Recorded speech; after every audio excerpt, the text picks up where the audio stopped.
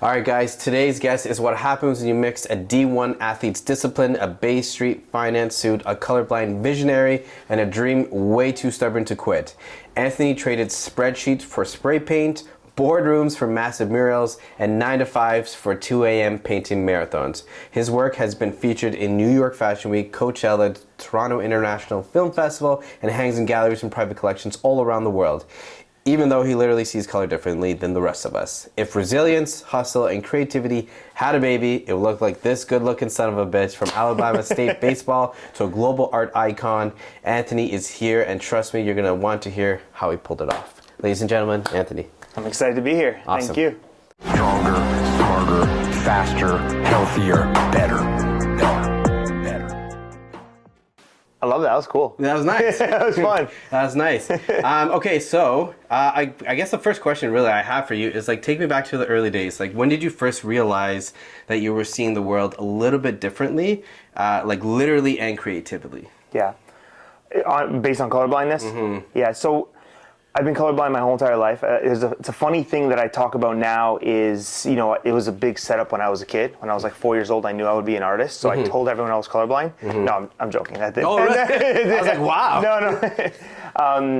No, it comes down from the mom's trait, and my uncles and everything are all colorblind. So when I was very young, they knew to look out for it. And when I was in like junior kindergarten, they're like, you're painting the sky purple and the grass brown and the birds red and whatever it may be. So we knew very early on. And I always wanted to be an artist. Like my whole entire life, I was inspired by art. I loved art. But as you can imagine, growing up, everyone was like, don't be an artist. Like, what do you want to be, a starving artist? Like, what are you going to do? It's a very stereotypical norm in society that art was a hobby and not necessarily a job. So I went to school, you mentioned I went to school for finance on a baseball scholarship down in Alabama State. And I always had this passion for art, and I just started to do it slowly but surely. Like I just kept chipping away at it for years. Like while I was in university, my baseball team and all my friends down there didn't even know I was painting. I would like paint in my dorm room, and I had a show going on, and no one even really knew. I sort of did it on the side because I was still nervous and scared that this isn't real. So started to work in finance, and every single night and weekend I just painted, and slowly I just continued to go, and finally said, if I'm going to do something crazy, I should do it while I'm young, and almost 10 years ago left to pursue art. Interesting. So like, I want to ask, so what kind of reaction do you get from people when you tell them you're colorblind? Do they ask questions? Do they say, is there degrees to it? Yeah. So like, what's your explanation to that? There is degrees to it, but for me, I don't see shades. So like blue and purple look exactly the same to me. Green and brown look exactly the same to me. Brown and red look the same to me. Yellow and green look the same to me. So the way that my colorblind works is I have to just work in layers. And that's allowed me to develop my style of artwork, which allows me to have a lot of texture, a lot of depth, a lot of meaning in my artwork, because I can't rush. The only time I get in trouble with painting is when I try to rush a painting and it becomes like muddy brown, or it just blends into something that I don't see.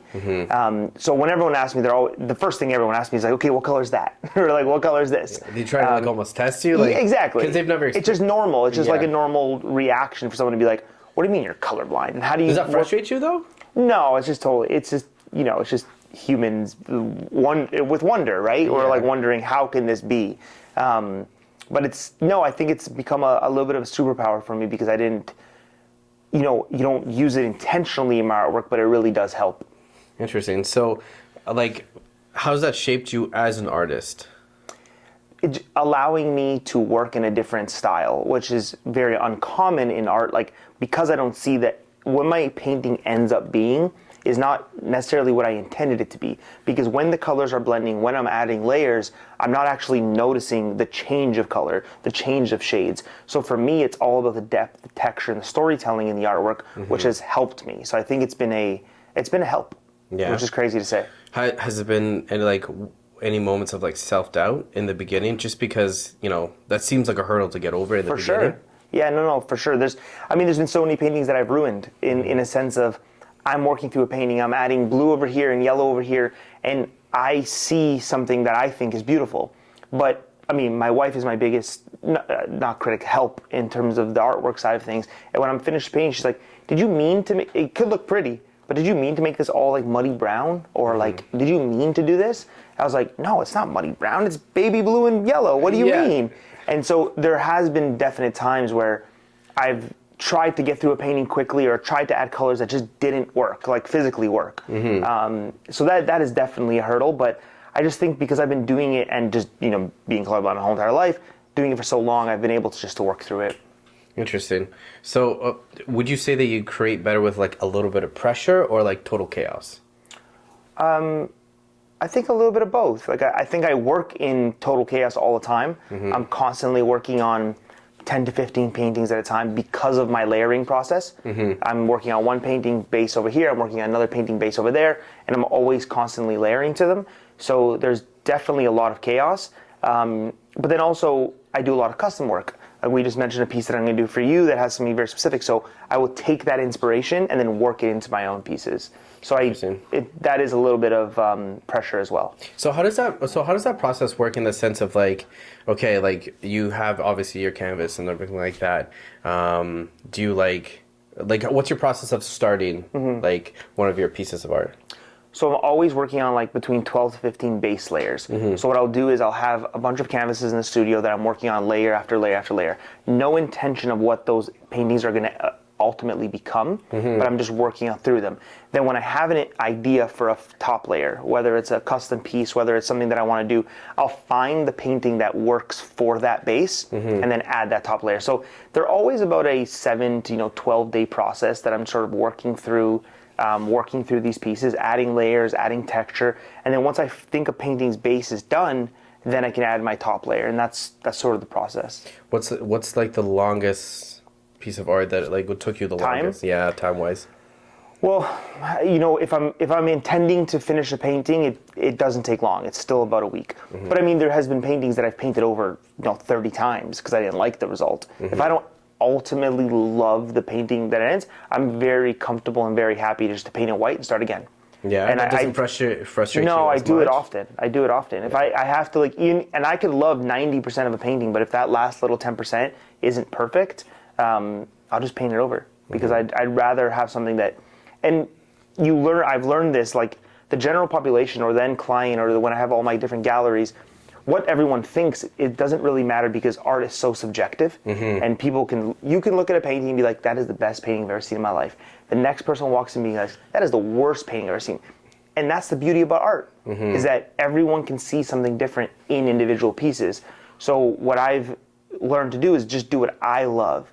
And if I love it and I'm proud and happy to put it into the world, you'd hope that someone else could probably also agree. Yeah, well, with the art too, I would feel that you kind of feel like that sense of passion in the art, right?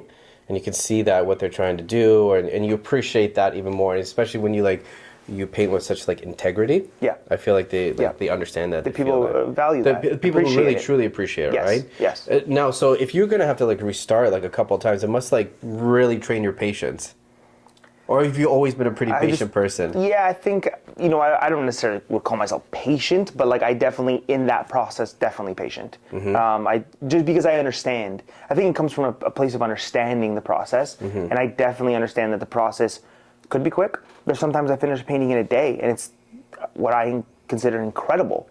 But then sometimes it takes me 3 months, right? So there's no in between. There's just like there is an in between. It sometimes takes you to a physical time in between, but there's no math to what makes something perfect or what makes something beautiful. Yeah, no, that makes sense. I like beauty. It does lie like eyes in the beholder, right? Sure. Like it doesn't really like have to be like that. Yeah.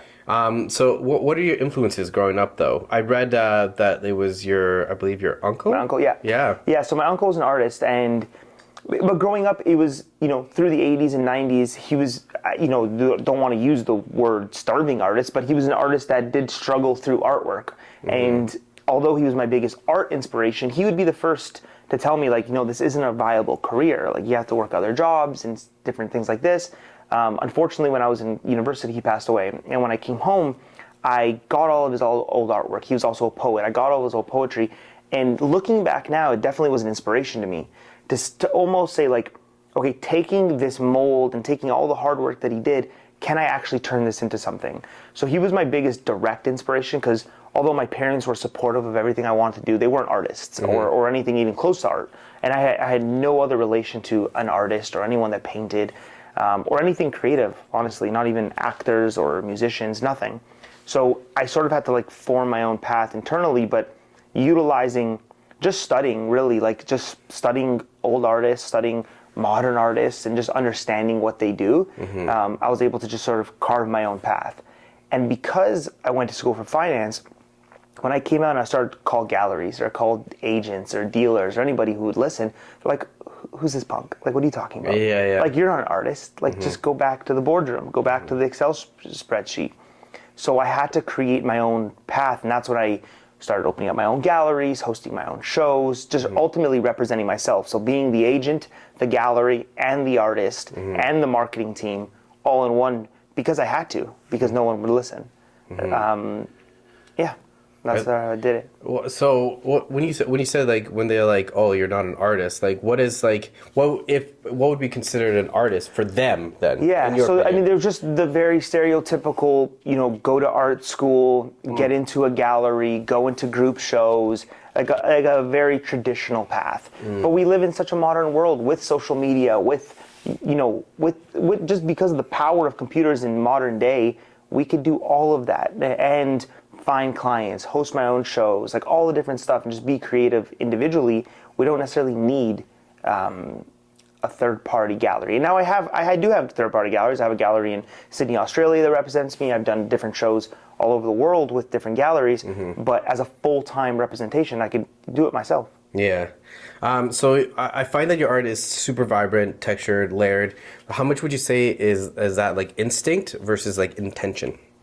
It's all going back to the colorblind thing. Okay. The layers and the vibrancy was initially out of necessity. I had to layer so much because I had to allow every single color to dry before I can add the next color. A lot of artists can work faster because they can blend the colors, they see it changing, they can keep going. For me, if I add blue, that blue needs to fully dry before I add any other color, or whatever color it may be. That's what allows for the layers and the texture and the vibrancy of every single color, because I'm not blending at all. So it's sort of, and that's sort of where I started. And I don't work with too many spray paints anymore, but initially I started working with spray paint because it dries so much faster. It was just out of necessity. If I spray something, it can dry in like, 15 seconds. If I use acrylic or oil, it takes a lot longer in the process. So I just was able to figure out how to work with my colorblindness. How do you get inspired to create?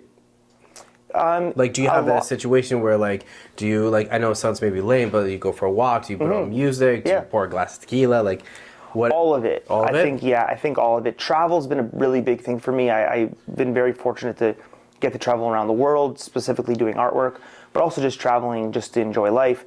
And I take a lot of inspiration from different, not only artists, but just different things, architecture, music, whatever it may be. So I think all of that comes into the inspiration for every single piece, and that's where my inspiration comes from.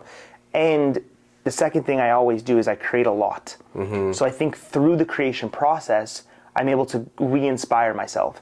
Just I find like the writer's block or artist block, or whatever we want to call it, happens when we're not doing anything.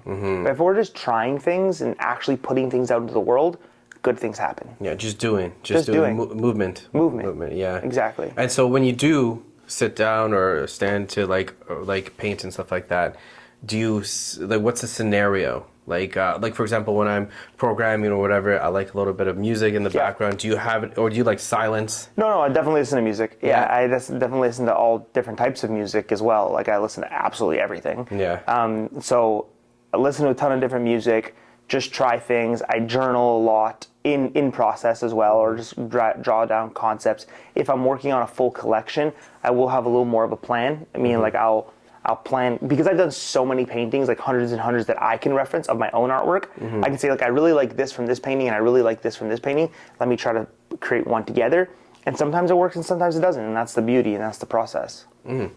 So I've seen that you've incorporated elements like dream catchers and inspirational messages. Like, how does that how do those symbols reflect your personal journey and aspirations? The main motif that I use in all of my artwork is the heart. I saw the hearts, yeah. And the reason is because before I was an artist, I would paint hearts, paint inspiring messages for myself. No one was buying my art 13 years ago. And what I have to do is I would tell myself that incredible things happen when we follow our heart. Dreams do come true. work hard, never give up, dream big. I would write these in my paintings as a message to myself. It wasn't, again, like they weren't going on anyone's walls. So when I started doing this, people started to relate because everyone could, in theory, relate to something as vague as follow your heart. It means so many different things to so many different people. But when I started doing it for myself, people were able to relate to the artwork, and that translated into an entire style of my artwork. And that's why I add the heart motif, because now as I travel around the world, people are like, oh, I recognize that. Yeah. And it sort of became a brand. signature. It was not necessarily on purpose. It was just, I just kept doing it.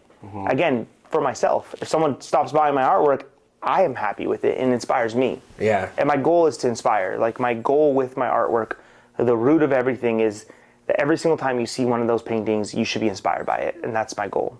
You seem so like super optimistic, like so much like belief. Like, have you always had that in yourself? Has your parents like helped you with that, or? Yeah, I think I just always had it. I don't know the necessarily root of it, but like even going back to getting a Division I baseball scholarship, like if in the stereotypical size I was a pitcher. I'm relatively undersized to be a Division I pitcher. I never threw the hardest, but I just knew through hard work and actually believing in myself and maybe a little woo-woo manifestation type stuff. I don't have to necessarily like go down that path, but really believing yourself, anything can happen. And I've just constantly utilized that in everything that I've done because I believe that what we say into the world actually comes true. There's very little that I've really believed in my life that I can do that I haven't been able to do. Because obviously I'm always saying things in reason. I don't want to be an NFL linebacker. Like I know that's not in my potential, just physically. But when you do say things that, you know, your physical body can achieve and you really believe it, I believe it comes true. So, and things take time. And I think going back to the patience thing, understanding that it's not going to happen tomorrow. I'm not going to be the biggest artist in the world tomorrow. But if I stay on this path and I continue to, you know, drive in this direction, it could happen. And then the last thing is, I'm not trying to reinvent any wheels. And I really believe that if someone's done it before me, why can't I do it? Why can't I have my spin on it?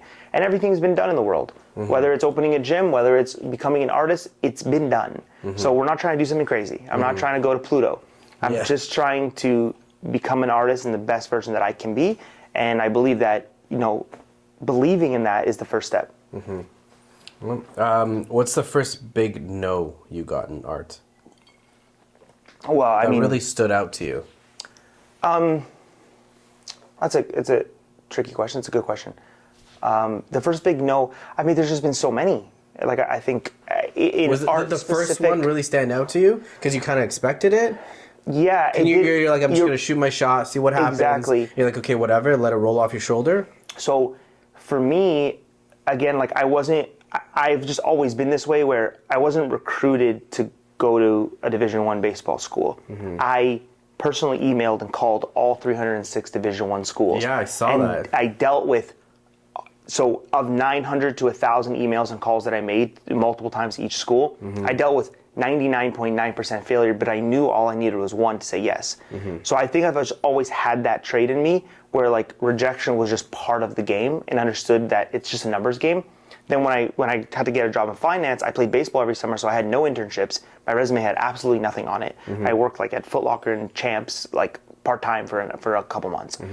So when I had to do that, I had to apply and email and get out there for hundreds of banks and hundreds of investment funds and all this different stuff. And all of them said no, but I knew I just needed one. And I sort of taken that mentality and that trait into my artwork now. When I reached out to interior designers, architects, galleries, I was very aware that they were going to say no. Because that was, why wouldn't they say no? Why would they say yes? But I knew that if I got one could potentially turn into two, and then we can continue to steamroll forward. So I think that I never really acknowledged the no's because they were so common. Yeah, so it's kind of like, I can't remember who said it, but it's one of those things like, if you knew you were going to get like 100 no's, because the 101 is going to be a yes, like, you gladly go through 100 no's, right? Yeah, unknowingly I did that. Yes. You're not, nobody knows that, right? But you got to have that faith in yourself. And sometimes it could take the third call and it works out, and sometimes it takes the 3,000th. Yeah. So there's no math to it, but I do believe everything in life is a numbers game. The more you put out into the world, the more good chances things come back to you. And when you actually understand the depth of that, you can truly do beautiful things in the world. So speaking on that, like you've worked with brands like I read like Adidas, Coachella, right? Yeah. Like how do those things come about?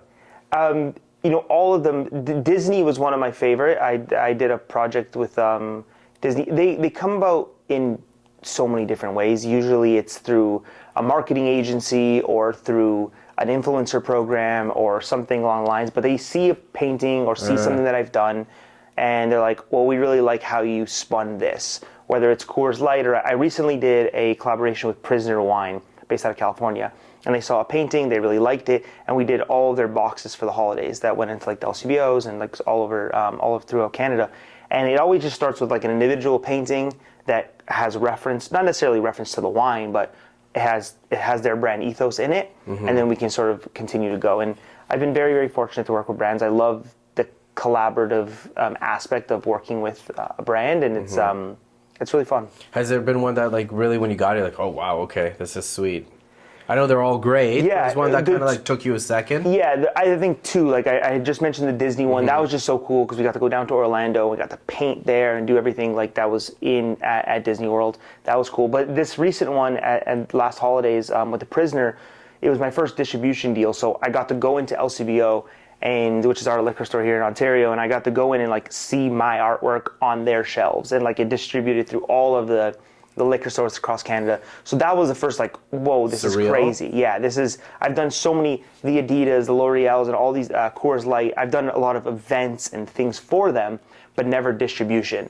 So that was the first time I did something with distribution, and I was like, oh, this is fun. This is really, really cool and really interesting. Is there one that like you would really like to work with? Like, oh, there's so many brands. Like, what's one that you really want to try to get? I really want to do I would love to do a champagne bottle, like a Dom Perignon or something like exclusive, like a luxury champagne. And then there's so many luxury brands that I want to work with, like everything from Louis Vuitton to whoever it may be, to like a Celine of the world. I would love to do a capsule collection for a luxury brand, and I will one day soon. I love that. Soon. I love that. I don't know which, but it'll work out. But it'll work out. We've got to put it in the world, right? Yeah, 100%. Isn't that what you just said? So how would you balance art and the love of it with the business side, right? Because like, as you previously said, like, starving artists and everything like that, but I mean, like, you have a family. Yeah. And obviously, like, life costs and stuff like that. Yeah. How do you try to balance that? I think because it came so organically to me, I'm very grateful I went to school for finance, and because I had to start the base of my career thinking about the business side of it. That was the only thing that allowed me to transition out of finance. It came very organically. I just think of them one as the same. I think that there is art in business, and I don't think that old stereotype of like an artist sitting in his studio and everyone just selling for them, or like never selling a painting till they die and all this stuff is very outdated, and it's just not the modern world. So I think just because I understood that, I was able to work through it. And I look at them as hand in hand. Interesting. Do you ever feel pressure to make work that sells versus work that like speaks to you? Have you ever felt like that? No, the only real time that comes up in my brain is when I'm working with brands, right? Like okay, when I'm creating paintings, definitely not. I'm definitely creating from a standpoint of things that I love. But there is, when you're working with brands, there's guidelines that they have to follow, and there is guidelines that I have to follow. So I do my best, and most brands, I wouldn't work with someone if they told me to do something totally outside of my scope. But most brands understand that, like, I'll take your brand ethos and all your messaging and everything, but work it into my style of artwork, and it usually works out. It hasn't been many. I mean, there's definitely been one or two. I can't think off the top of my head, but like that I've like been like, no, I cannot do that. Like it just doesn't work. It just because it's not my brand. It's not me. It's not you. Let's just do a print of something. Like let's just it's not art. So as long as it's staying in the art category, and I always say, as long as I would be proud to put this in my gallery and sell it to a total third party person that has nothing to do with that brand, then I'll do it. And sometimes that means, I add logos and stuff in brands if it's going very specific to, they're buying it for their boardroom, they want to have their logo implemented, I'll do that, sure. As long as the entire painting looks like something I painted. So it does come up, but I think that just having those guidelines with myself, and that comes from hundreds of paintings that I've done, just having a reference guide. A lot of brands that when they're asking me to do something, they can just reference all my artwork, and they know that I'm not going to do something outside of that scope.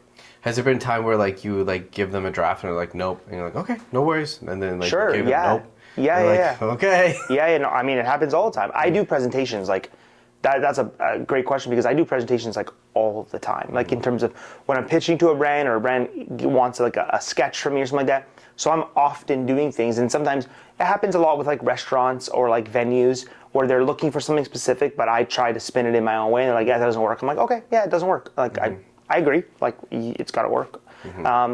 And there's sometimes that I really love something, and I'm like, come on, this would be perfect. Yeah. This painting, the storyline, the size, everything about it would literally work perfectly for your venue and your space, your restaurant, whatever it is. And they're like, nah, it just doesn't fit what we want to do. I'm like, I get it. Like, I mean, you can't really force something that's not meant to be. Have you ever had to like walk away from like somebody be like, listen, it's just obviously there's a disconnect. You like. Or you kind of always kind of figured it out. Yeah, like I'm pretty easygoing, like with regards to like figuring it out. And I mean, there's been times where like it just doesn't work, but never like walked away. Like if it doesn't work, it doesn't work. Usually it doesn't end up working because of price point. Like right? Like you know, to be totally honest, like usually it's like we love this concept, but like it's out of our budget. That happens all the time, and in those cases, we try to find ways around it and like work through it. But on a design and concept basis, like I try to be as nimble and flexible as I can. Okay. It's usually not me. Like I'm pretty flexible, so it's usually not. It's not on your side. Yeah, it's actually on neither side. It's just like it just doesn't work for the project. Which could happen. Yeah. What's something about being an artist that like nobody really talks about or nobody really knows about? Yeah. I think with the restarting of paintings is a big thing. Like when I tell people, and even you're like, oh, how often do you do that? Like having to start over on a painting that could have taken me weeks to finish and just painting it white. I think that's a big thing that I definitely don't talk about it often, but I mean, I restart paintings almost every single day because I'm working on so many at a time. It's almost part of the process for you to do it. It'd be weird if you didn't. That's right. Yeah, that's exactly right. So I think that's a big thing. And then for artists like me that sort of run their own business as well, that it is just tricky having to balance it all. Is that a normal thing for an artist to run their own business now, or is that? I think it's become more normal. Yeah, just because they can advocate for themselves more, they can control more of those situations. Yeah. It's still the harder route because there are galleries that can just sell all your stuff for you. And there are agents that can sell all your stuff for you. But I just like having, again, because I had to start the way I had to because no one would listen, it's just been a natural progression for me. But it is more commonplace. There definitely is artists that represent themselves. Is it starting to be? It's definitely not. No, I wouldn't say it's like, I wouldn't say it's often because a lot of galleries still, a lot of artists still rely on galleries and agents to sell their work, but it's definitely more commonplace. Interesting. Okay, so I read that you once said, everything is a business. I can't just paint and expect things to work. How did your background in finance influence your approach to building your art and career? We talked about it a little bit before, but I want to dive into, because it seems like that was like, your art was your passion and everything like that, but being in finance is like was really your like secret power that you're able to like boost yourself. But just understanding that right there, like everything is a business. Like this, I mean, dealing with our kids is a business. Dealing with your significant other, dealing with your friends, like having to negotiate through things is a business. So understanding that like we can control outcomes, not manipulate, but like have control over outcomes that we're doing, allows you to just look at the world a little bit cleaner and understand that you can say like we can actually achieve things that we want to achieve. So I think the finance definitely helped me, like unknowingly, obviously throughout the whole entire process, it was going to help me.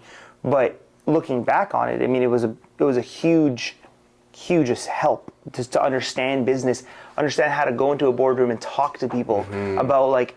I'm working on big developments. Like I do hotels, I do entire condos, I do all their artwork.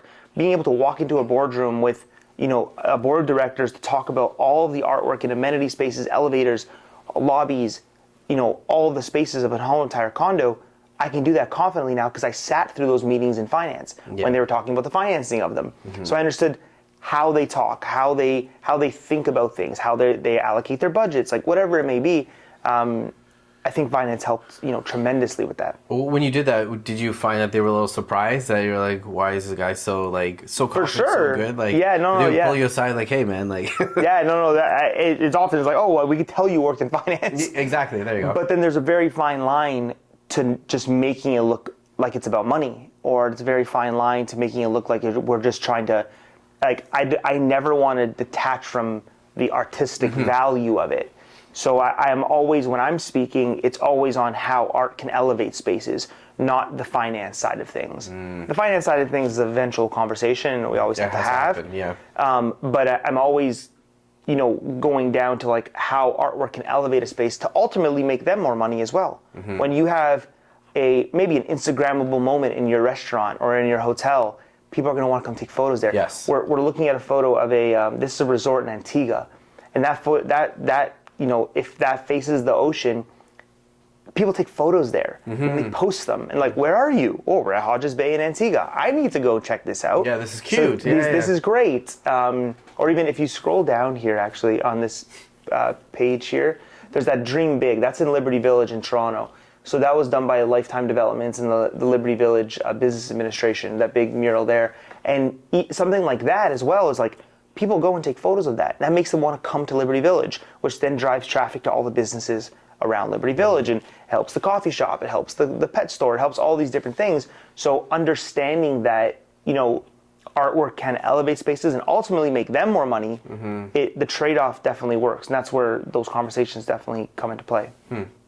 I also read that you incorporate hidden messages at the bottom of your canvases in Yorkville Village Show. Yeah. To engage your viewers from multiple angles. Yeah. What my paintings have messaging. What made you want to do that? Going back to wanting to inspire myself, I think ultimately when you can sort of see writing in that bottom left corner there, but all the hearts and stuff that I do with all my artwork have, you can see all the writing there. The goal is that every single time you walk by one of my paintings, no matter what painting it is, you hopefully find something new. And you could be having a great day, and you can walk by and say, oh, wow, that inspired me even more. You can be having a bad day, walk by and say, like, it's going to work out, or keep going. And that little message, whether it's hidden, whether it's like very, very small, or whether it's big, I think is so important in art. And to me it is. So that's why I try to incorporate as many like hidden messages and concepts as much as possible. I think that's cool. I like that. It doesn't sound like you have, but have you ever hit like super rock bottom creatively or emotionally where you had to pull yourself out? Because it seems like you're pretty good at like bringing yourself back in the ring. Yeah, I definitely am good at bringing myself back in, but yes, like the answer is of course. Like I often doubt myself. As positive as I am, my wife will tell you the same, my parents, my friends will be like, I ultimately am a very, very positive person, but by myself sometimes. I'm questioning everything that I'm doing, always. But I think the way to fix that and the way to fight that is to keep working, keep working through it. That means maybe make a new painting, all of a sudden I finish it, I'm like, oh wow, that actually turned out beautiful. I hated this moment. But then there's a lot of times, in terms of rock bottom, like there's a lot of times when massive deals fall through and you're like, potentially counting on it or potentially already thought it was done. Yeah. Or projects like when I'm working on big development projects, like they were supposed to be done a year ago and there's construction delays and all this stuff and I'm sitting on all of this artwork. So, that happens all the time and it's very, very normal too. But I just try to look at I just really believe everything's going to work out. And I really, really, really believe that even through the hardest times, and we all go through extremely difficult times, that it's going to work out. What inspires you? What inspires you other than art? Definitely my family, my wife and kids. I know that's such an easy thing to say, but they really do. I work every day with my wife. She's by my side at all times. And knowing that we get to do things together and see the world together and try different things out is my biggest inspiration. Being able to experience the world. We're only here for 100 years. I'll probably live to 115. 115. To be exact, numbers guy over here. Eh? we only have 85 years left. So I just want to experience as much as I can in the next 85 years. That's right. And that's what inspires me. Okay, so let's talk about Division I baseball. What was that grind like? It was awesome. It was super fun. I'm so grateful for it, and I'm so close to my old coaches. I'm so close to all of my friends that were there. It was just such a unique experience, especially coming from Canada. I was the first Canadian to play down at Alabama State. When I went down, they were a mid to lower Division I team, which for me, I looked at as a good thing. Why? Because I was going to be given an opportunity to play. And because I wasn't an absolute star, I was like, I needed a chance to show myself. And in that first year, I was pitcher of the year, ended up being the captain of the team. I was an all-conference pitcher. We ended up being an incredible Division I team by the end of my 4 years, not because of me, but because our coaches were fantastic. It was the right mix of everything. Exactly. And that experience, like the hard work, this with working out and everything that we do, is that when we work out, when we train for something, over time you actually see progress and things actually change. And being able to see that in real time with stats, with wins, with losses, with teammates, and coming together as a team was so important. And I think that all of that work ethic and drive and determination I've been able to translate into everything in my life. Well, so how has it, like, what did playing sports really teach you that still sticks with you in the art world now? I think the first thing is working with a team, because no matter what, even though I'm a singular artist, I'm working with teams all the time. Whether I'm working with a development team, whether I'm working with a gallery, whether I'm working with, my wife, whatever it may be, we're constantly working with teams and trying to solve a greater goal, a problem together. So I think that sports is the catalyst to that, because we have to work together for one common goal. And whether it's art, whether it's business, no matter what you're doing, when you actually have to work with teams, work through problems, problem solve, figure out creative ways to execute on your goals, you ultimately can. So I think that sports is that catalyst to doing everything that you want to do. And then secondly is failure. Specifically with baseball, I mean, if I was a pitcher, but if you're a hitter and you hit 3 out of 10 times, you're an all-star, you're making the major leagues 3 out of 10 times. And if you're a pitcher and guys hit 3 out of 10, like, you're not that great. You're like, what? This is crazy. So dealing with failure in real time as an athlete is real. Games that you're supposed to win, plays that are supposed to be made, you can do all the reps in the world, and then that guy just hits the home run. Like, you can't control it. You just see the ball. You just see the ball going. Yeah, you're like, all right. Yeah. Exactly. So, dealing with that on a sport, which is something fun, and then translating that into the real world is crucial. What's your favorite baseball team? My dad's a really big Boston Red Sox fan. Oh, so I grew yeah. You like the Boston Red Sox? Yeah, I love Oh, amazing. That's awesome. Yeah. So we grew up going to Fenway. I've been a bunch of times, and yeah, that would be my favorite team right now. I mean, obviously the Toronto Blue Jays. I grew up in Toronto, so I'm a Blue Jays fan. But also one of my friends, my coach's son plays for the Kansas City Royals, MJ Melendez. So we follow the Royals a lot because he's I've known him since he was 10, and now he's in the major league. So it's just really cool. Oh, that's nice. Yeah. Okay, so how did you you studied finance at Alabama State while on a baseball scholarship. How was juggling that academic program with the athletics also together? Yeah, I don't really know. I'm not sure how I got through school. You just did it. You just did it. I did. I was always a good student. I'm joking about not knowing how I got through school. I would think I was always a good student. I just got school. I never found it. I was never one of those guys who was like, oh, school is so difficult. I appreciated teachers. I appreciated school. I understood that we were just there to get it done, and I just got it done. You did what you had to. I just had exactly. Yeah. I wasn't I had a very good GPA and I got good grades my whole entire life, but I never was a super high achiever in school where I was like, this is the end all be all. I just knew I had to do well, and I understood the value of school is learning how to learn and learning how to work through problems. And I think because I understood that at a young age, I was able to just work the schooling system to my favor in that way. But yeah, I never really thought about how am I balancing all this? How am I juggling all it? I just it was something I had to do. If I wanted to play baseball at this level, I just had to work it out. Yeah, that's fair. So I also read that you used to paint from 7 p.m. to 2 a.m. Yeah. What fueled you to keep that brutal schedule going night after night? Was there ever a point where you're like, this is crazy? I did that just out of necessity because I worked at the time. Yeah. So at the time I was the finance. Yeah. So that schedule of painting was mainly because I worked in finance. So I would work, and then I also ran a baseball school at night just for extra money, and I wasn't selling art at the time. So I would do that, I would come home, I'd have a couple baseball lessons, private lessons, and then, see my girlfriend, who's now my wife at the time, see my family, whatever it may be. And the only time I had to paint, or like I could find time to paint, was late at night. And I was living at home at the time. I was young, and I was so I lived with my parents. I would go into the backyard. They had this greenhouse that I converted into a studio, and I would just paint at the times that I could. And but I never, looking back, it sounds like, well, why did you do that? Like, I never thought about it. I was like, well, this is the time I have to paint, so now I'm going to go do it. Yeah. It wasn't like I didn't think of it as a job, because it definitely wasn't. I was just doing that out of passion. And that's, yeah. It's funny because it seems like you're very much like when it comes to hard work, it's like black and white. You just do it. Yeah, I don't even consider it hard. Yeah, either this is what I want to do if I want to get it done, or I don't. Exactly. Like I don't think of it like as overachieving. I don't think of it as like working hard. I just think of like, if I want to become an artist, shouldn't I paint all the time? Yeah. Like if I wanted to do whatever I want to do in life. Yeah. If I want to be a great dad, shouldn't I be with my kids all the time? Yeah. Like whatever it may be, I don't know why I don't know. Maybe people don't realize this. That's why it's a crazy thing.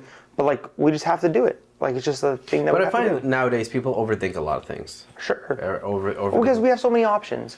We have so many different things that we could think about. And then in the meantime, when we should be thinking about it, unfortunately, all of us, me included, are just scrolling on our phones, doing nothing. Doom scrolling. Exactly. So worst. I think that's what ends up happening. Then we're like overanalyzing, because now we're shortening our time to actually executing what we should be executing. And that's like the ultimate goal.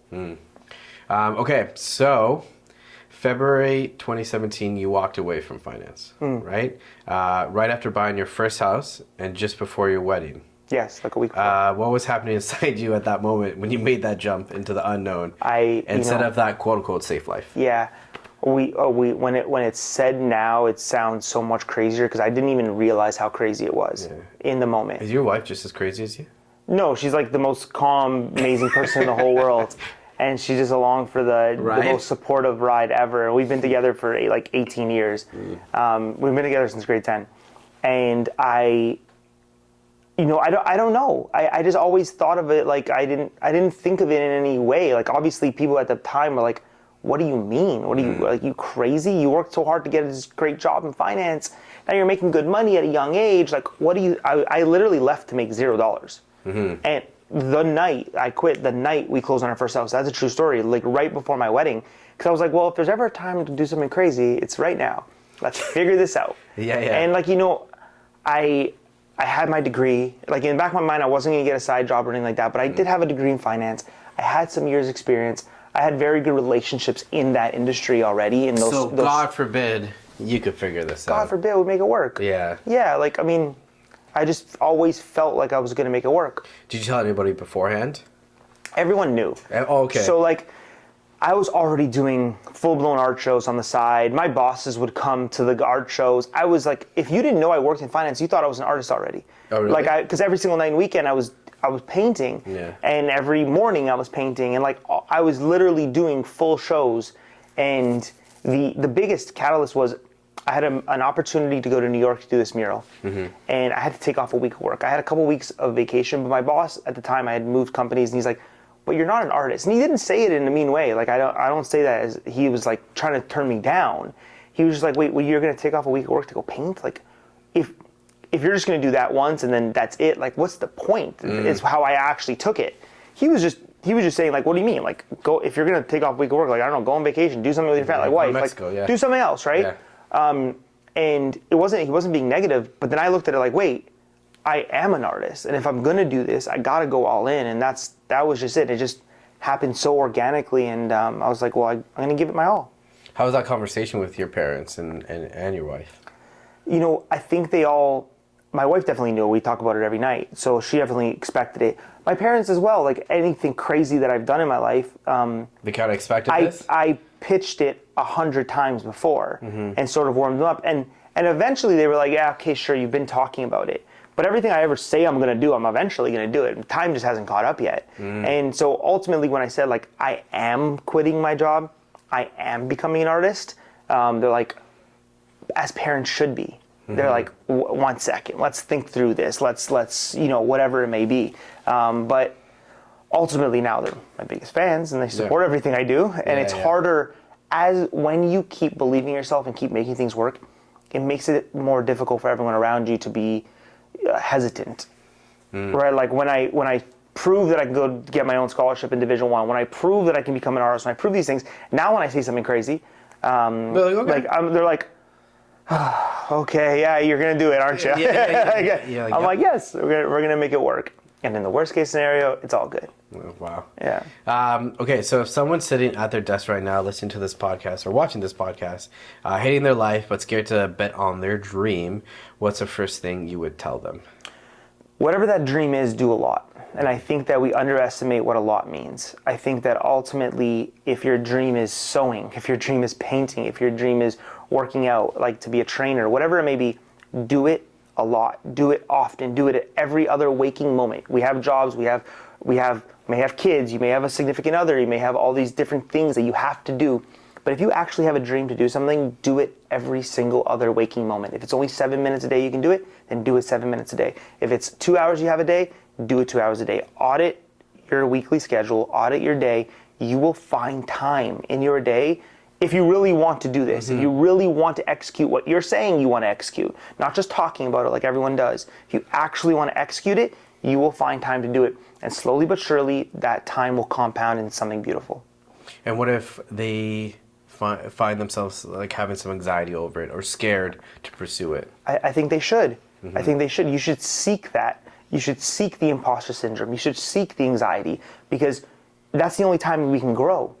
If we're constantly like, oh, this is going to be easy, like we're going to make this work, no problem. How are you going to actually execute anything of beauty and scale? You should be nervous through the process. You should feel like an imposter through the process because it's the first time you're doing it.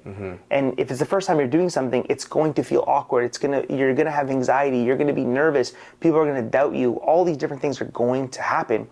We as humans should seek that because that's where beauty comes. That's what I believe. So when people see your art years from now, what do you hope they feel or realize? I hope they continue to feel inspiration. I think that, like, again, the root of all of my artwork is to inspire. So I think that the roots of the artwork and the paintings should continue to inspire for generations. And I hope that they pass it down to their kids and their kids pass it down to their kids. And it's continuously inspiring, like family heirlooms that can live on forever. If you could go back to the guy in 2017, about to quit and everything like that, what would you tell him? I would tell him what I'm telling myself right now, as I, embark on a move to the U.S. and all these different changes that are coming up. I would say just believe in yourself and truly, truly don't allow anything to steer you off your path. Believe in your vision and work extremely hard at executing that vision every single day because it's the only way. Nothing's given. Even we look at people that may have had a great upbringing because their family may have money or they have opportunities or like they were given jobs, whatever society wants to tell us. They still have to work through things, or their parents had to work through things, or someone had to. Be that person in your life. Be that person for your family. Be that person for your significant others that actually work hard and achieve what you're saying you're going to achieve. I love that. Yeah. So I have a couple more questions, but we have a special guest. Do we? Do we? Okay, cool. Yeah, I think so. All right, so we have another guest. Okay, introduce yourself. What's your name? AJ. AJ. Nice to meet you, AJ. Okay, so your dad tells me you like business stuff. What do you like the most about business? That you make money. That's a great answer. That's a good answer. Do you like any business owners specifically? Is there anybody that stands out that you look up to? Other than your dad? No. No? What businesses do you like? Main tiles, YouTube videos, Okay. and paintings, like art.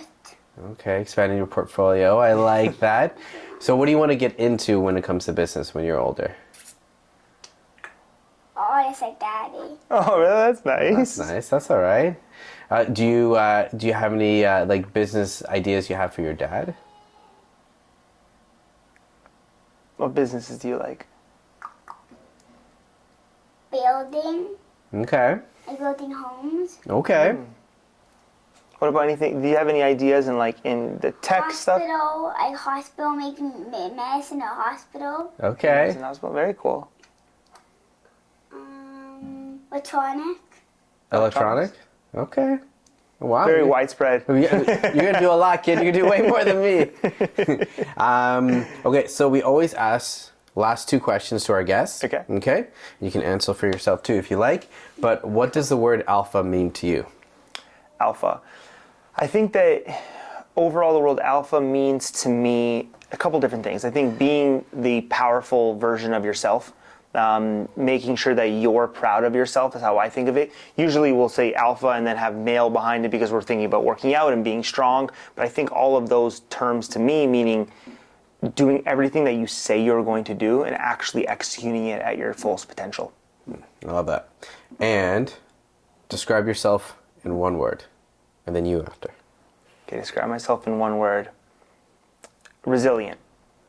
I think that's perfect. That's resilient. Perfect for you. Yeah. And describe yourself in one word, my man.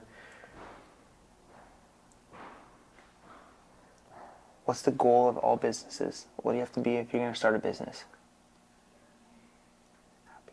Happy. We always talk about if you're going to start a business, you can want to make money, you can do all those different things, but it needs to make you Happy. That's right. That's perfect. Man, you're an amazing individual. Thank you. I appreciate Thank you so much. Hopefully Really I'll have you on the appreciate podcast in 10 years. Yeah. Cool. We can talk about all what you've done.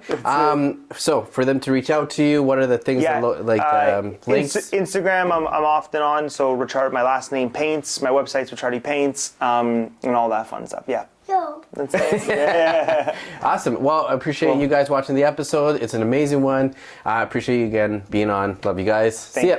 Thank you so much. See ya. Thank you.